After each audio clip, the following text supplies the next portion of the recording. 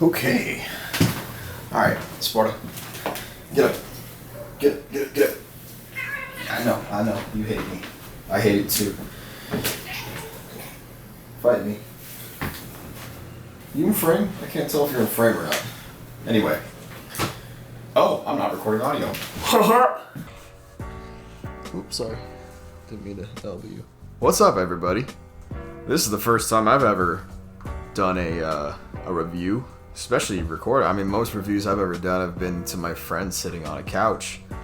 So, welcome to my couch.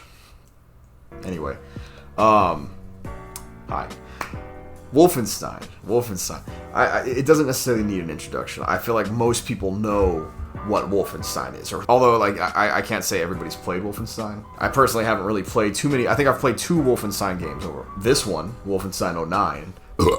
And then I played Enemy Territories at a LAN party when I was super young. It was great. There was like, I think there was like something like 50 computers set up, and we were all just drinking Mountain Dew and playing Enemy Territory and Call of Duty 2 and everything. It was amazing. But anyway, let's get on with this.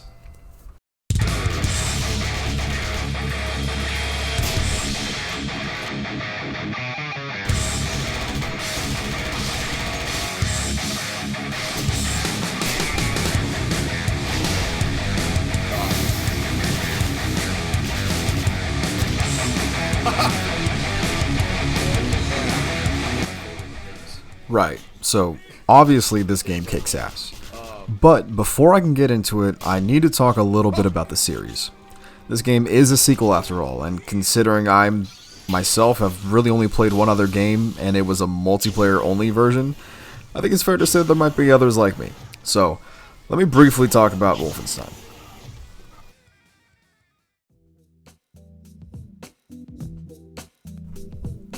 It all started back in 1981 with the release of Castle Wolfenstein. Originally on the Apple II, it was then ported down to the MS-DOS, Atari 8-bit family, and Commodore 64.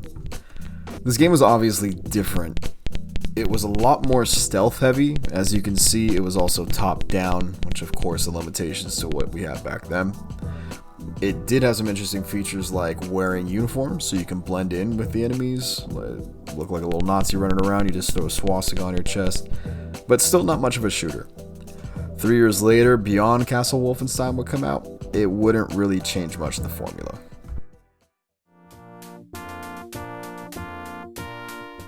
Then finally, in 1992, Wolfenstein 3D would come out. And even though it wasn't the first-person shooter, it set a standard for all first-person shooters after this. It laid the groundwork for so many different things, including even just weapon choices. You have your little piddly little pistol, kind of gets you by. You have a trusty SMG, it kind of gets you places, it's better than the pistol at least, it shoots a little faster. Then you have like the machine gun that just tears through enemies. Eventually you can get it like this flamethrower that just burns through this whole hallway, no problem. Finally you get a rocket launcher. I mean, how many games have you played that have these same layout of weapons, essentially?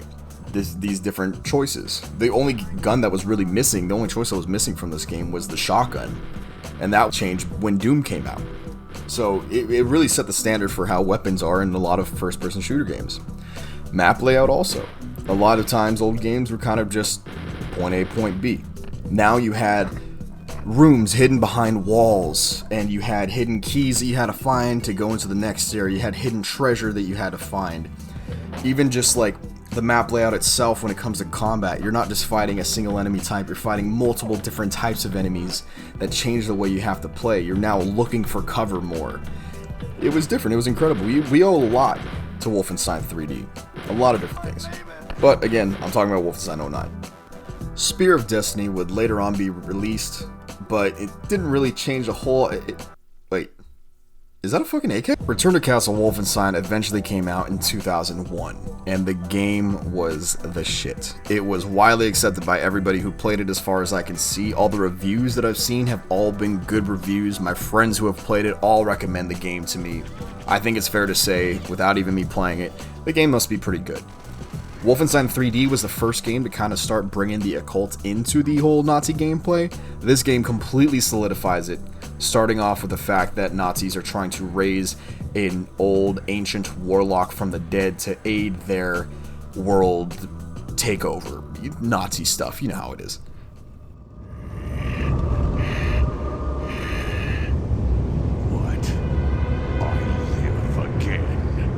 Wait, what's going on? BJ Blazkowicz, his job is to end this, and of course we already know, considering that there's many sequels, he does, which is great.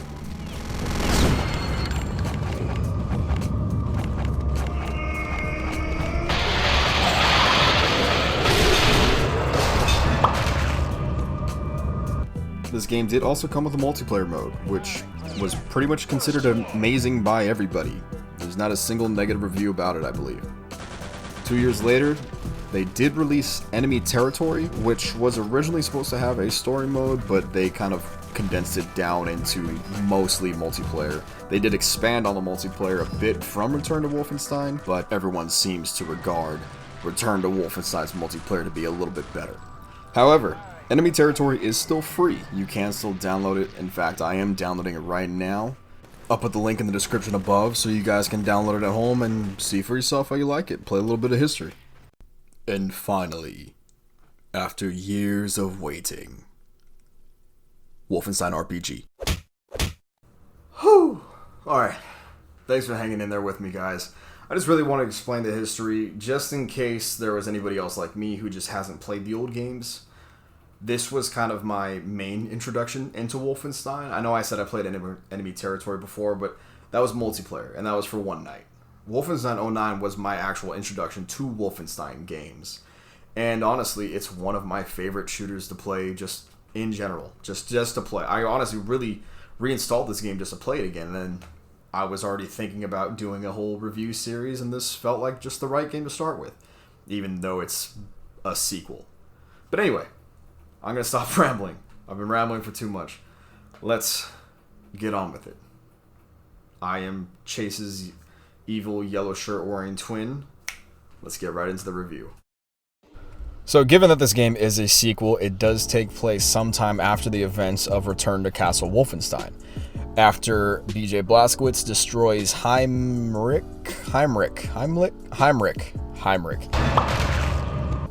and thwarts the Nazis' plan, we see a very disgruntled Nazi general standing over, looking at BJ's work and saying, "This American, he has ruined everything." And unfortunately, it seems like this certain general has to go report back to his boss, which is going to be a very interesting conversation. Sir, the Führer is expecting your arrival. Yeah. Next, we find ourselves back at OSA headquarters, where the director has just finished reading the reporting of Operation Resurrection, deemed it a success. However, since technically this mission never officially happened, quote unquote, they can't really award BJ for any of his work, so at the very end they just wish that he is enjoying some nice rest and relaxation. Well, I hope at least he's enjoying some well-deserved time off. Oh, yes. He's off on a little R&R as we speak. Ah, excellent. Anything special?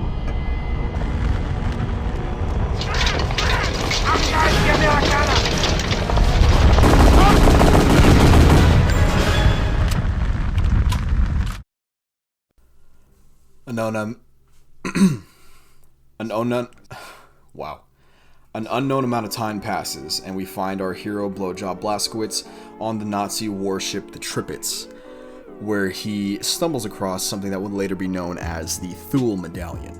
He uses this unintentionally to escape and reports back to the OSA with his findings. It is there that we discover that this Thule Medallion is a symbol that was used by German mystics a long time ago. After some time, the symbol is adopted by an occult group named the Thule Society, a group that is known to have some high-ranking Nazis involved. It is also learned that the medallion is powered by some crystals known as the Notchstones, and they are only found in a small German town named Eisenstadt. The OSA makes connection with a German resistance group named the Kreisau Circle, which, fun fact, is a real thing, and they learn some information that then puts you into Eisenstadt. That's what we need you to find out, Agent Blazkowicz. Your orders are to travel to Eisenstadt, rendezvous with the resistance fighters, and assess the situation. Not a problem. When do I get started? Immediately. Travel arrangements have already been made. Hi, yes. Something came up and I need to cancel my doctor's appointment. I'm going out of town. Yeah, business pleasure. I'm killing Nazis. Cancellation fee.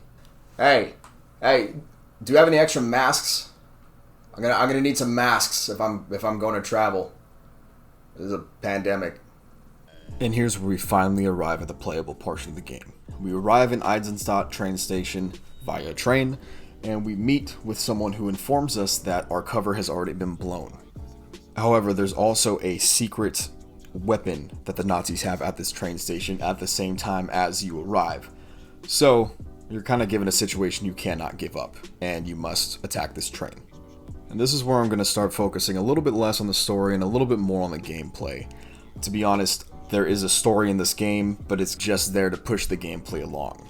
There are other characters and NPCs that you meet, but none of them are really there for very long. They're there to give you missions, and that's really it. There's not really any connection that you make. So from this point on, any story I really bring up is just to explain a gameplay element it's tied to. Ooh, wait, hold on. Perfect point to bring in the gameplay, and so I can start talking about the guns too. This intro, super fun. Check this out. You try it. It's too dark. I can't see a thing. Go inside and look, Dumkopf. Uh-oh. He's about to get fucking blasted right here. Yeah! Oh, this game's... Oh, control is melee? Gotcha. So a couple things that make this one of my favorite just shooters to play in general is how the guns really feel and how the enemies react to getting shot and how their physics reacts to the world. Watching that one scene alone shows a bunch of things that just stand out to me that I don't necessarily feel all the time in a lot of other shooters. For starters, the screen shake is not too much, but it's not too soft. Along with that, the bass in every shot really adds a good punch. Right. Oh, fuck that patrol. What are you talking about? Quiet, there's a patrol. Just light them up. Every single bullet that leaves your gun, you almost feel. Along with that, even though this is the first gun that you get in the game, it dispatched all three of those enemies within 1 to 2 bullets at most. Again, really adding emphasis to how powerful this gun really is. It's a gun. You're shooting a real gun and you're killing real people. You're not fighting beasts. You don't need to unload 1,000 rounds into this one guy to watch him drop. Well, not fighting beasts just yet. There are other enemy types in the game, of course, as you go on. Some of them are more of like mystics and they can cast shields over other enemies. They do take a little bit more bullets themselves, but they don't really feel like sponges either. There are more armored enemies as well, but again, they're fairly easy to take out. Bringing it back to the weapons now. The variety is pretty nice. It feels really good. You don't get a pistol, which is somewhat surprising, but at the same time, you don't really need one. The MP40 feels great. It's an excellent weapon. You'll use it throughout the entire game. The recoil in pretty much all the guns is pretty controllable. You can hip fire a lot of these weapons, and in a lot of my gameplay, you'll see me hip firing them because it feels very satisfying to do so. The screen shakes a little bit more, but again, the enemies drop in just a couple bullets, so you can really just hip fire and spray down a couple enemies, and it feels, oh god, oh god. Excuse me. Next, you get a K98, which, oh god, firing this thing is incredible. It's super loud. It just punches your eardrums every time you fire it, but the enemies drop basically in one shot no matter where you hit them. And then the bullets will penetrate bodies and you can just take out rows of enemies. It's an excellent gun. Oh! His head. Next weapon you get is the MP44, which is basically an upgraded version of the MP40. 100%. It fires a bigger round, so it takes like one less shot to kill enemies. Oh, and might I add, you can actually upgrade all the weapons and power-ups that you get in this game. In the game, there's collectibles that are money, either statues, relics, things like that, or just literal just bags of just money, just bags of money, just thrown around the map. The upgrades are nice. There's definitely a few that I feel like are required. You get a lot of weapons have different bore systems, different recoil systems, upgraded magazines, things like that. You are given the option to sell upgrades at any time, which I think is great, because if you accidentally buy one you don't want and want some money back for a different upgrade, you can just sell it back, no problem. Next in line we have the particle cannon, which is something I didn't really use too often. I have a preference to something that shoots bullets. It's just my own personal preference. However, this gun did come in handy a lot. When I came across some really tough enemies, it dispatched them pretty quickly, especially on the final boss. I use quite frequently to take him out, which I'll come back to the final boss later. Next we have the flamethrower, which, I mean, what can I really say? It's a flamethrower. It shoots flames, it has a pretty decent range, and it's kind of fun to torch a couple enemies. It doesn't have to linger on them for too long. You can kind of just sweep it across and it just lights them all up. It's pretty satisfying. Next up is the Tesla gun. It's a lightning gun. Again, really cool to zap like 3-4 enemies at a time, and then the screen like does this shake and it makes it louder, like an explosive bang whenever the enemies die. Again, I'm going to use this word a lot. Very satisfying. We get a Panzerschreck, which is a Panzerschreck. It's a rocket launcher. Again, good weapon. Didn't use it too often, but good. To be honest, I really believe the Panzerschreck is just an alternative to really the grenades. I can think of one situation where the Panzerschreck was actually required to kill a tank, and I can't think of any other situation where having it felt absolutely necessary. But in a game about killing Nazis with a very cool gore system, I guess it kind of makes it necessary.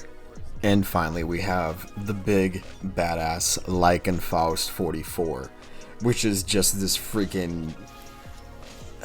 God, how do I even explain it? It just shoots this energy that just vaporizes. Picture the energy balls in Half-Life 2 and how it kind of vaporizes enemies. This is the gorier version of that. Along with these weapons, you get different abilities, 4 different types to be exact. One of which is this Veil, allows you to move faster through the world and actually takes you into the realm of the Black Sun. While in this realm, certain walls, essentially illusory walls, will open up for you to go through, allowing you to sometimes flank an enemy's position or even just find hidden ladders to get you to either different vantage points or find little hidden areas.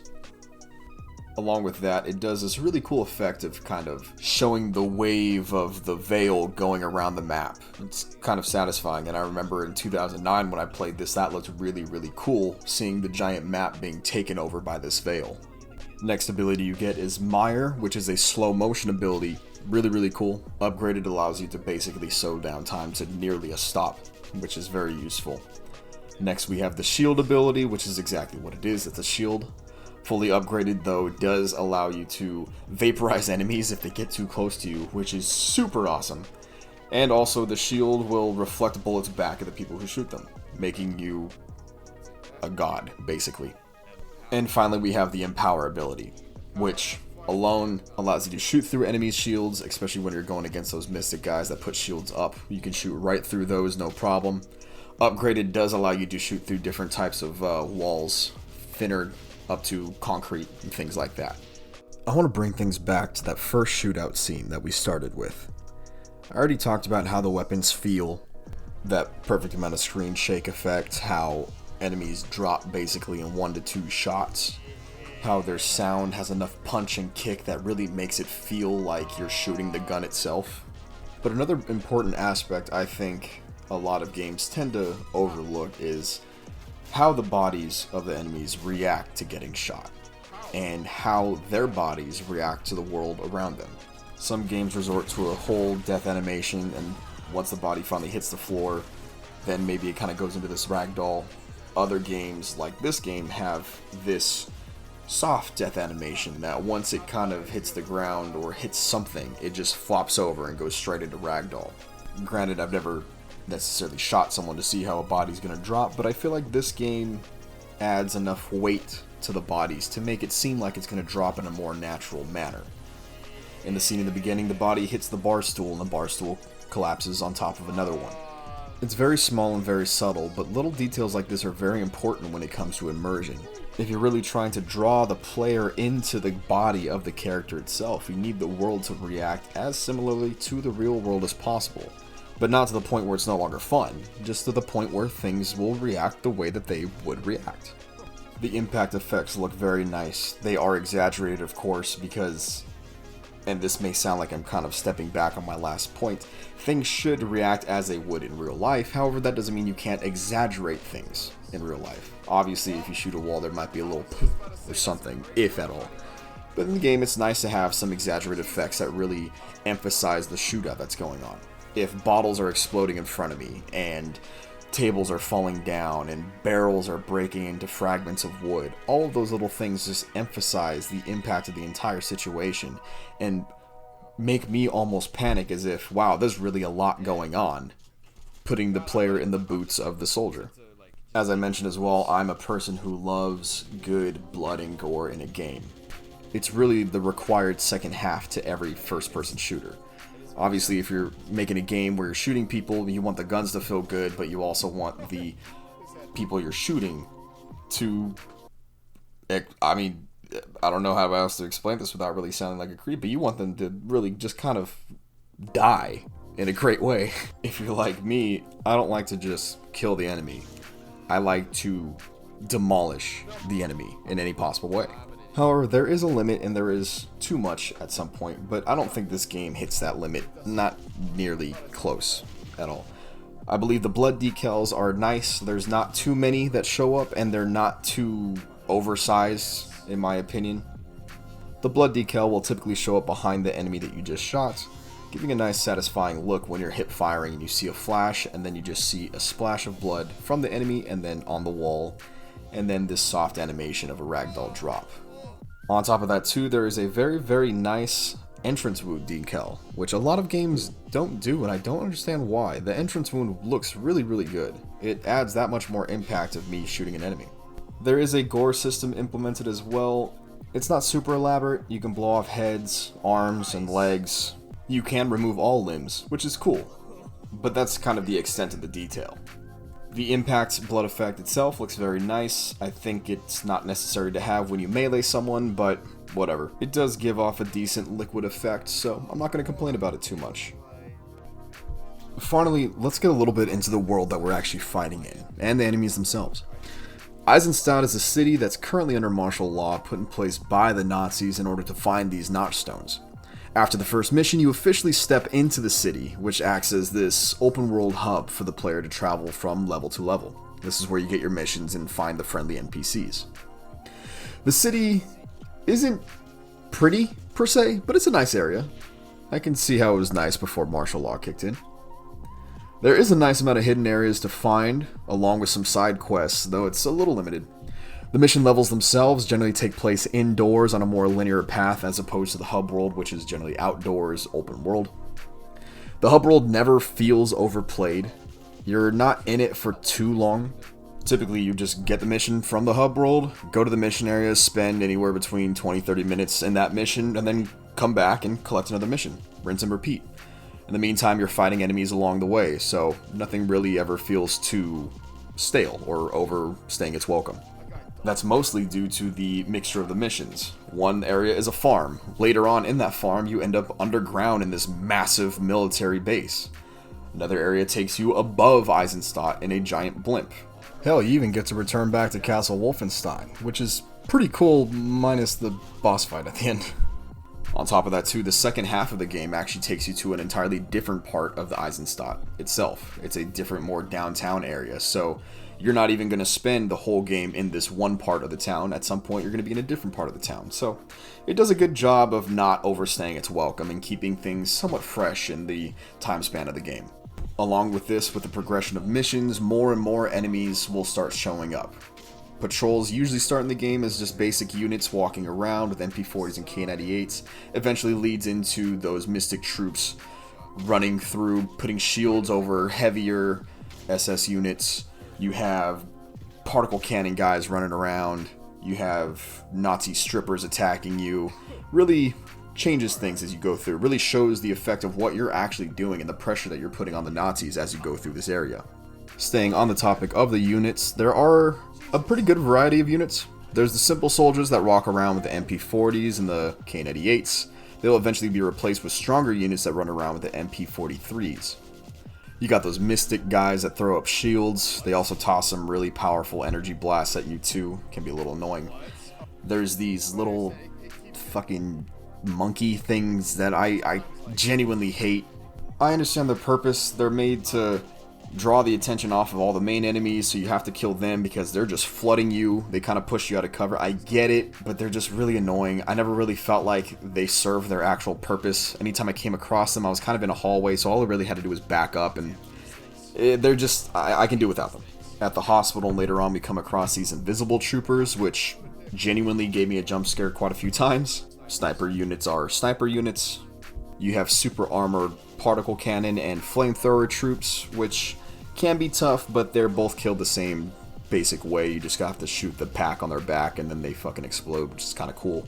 As mentioned before, these Nazi strippers, which just rush you, they run super fast. That's kind of it. You get these skeleton troopers, which they fuck me up on numerous occasions. They can be a little difficult, but not impossible. And then the jetpack troopers, which don't take too many bullets, but oh my god, they have these rocket launchers that are just kind of a pain in the ass, especially when there's multiple of them. Altogether, none of these guys are really difficult on their own. Of course, in larger numbers, they tend to be a little bit more stressful. But again, I played this game on uber difficulty, and though I died quite a few times, I felt like it wasn't that hard. I think all the power-ups that you get, and the fact that most enemies die within a couple hits, really allowed me to just be the badass Blazkowicz that I am and just run through and mow them all down pretty quickly.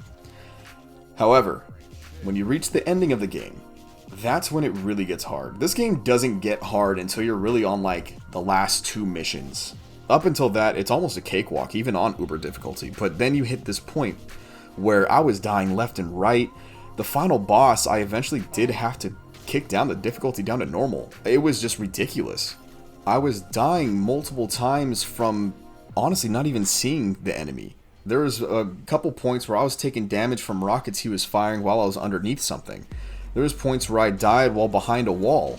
It was very difficult, but not challenging. It just felt unfair. I was going against an enemy that supposedly had the same abilities that I had, but he had the full upgraded versions of all the abilities. And apparently it seemed like he had unlimited use of all of his abilities too, which just kind of made for an unfair experience.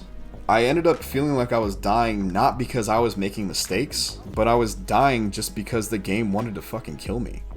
This kind of made the ending of the whole game feel almost disappointing. I went through the entire game on the uber difficulty thinking I knew how to play this game.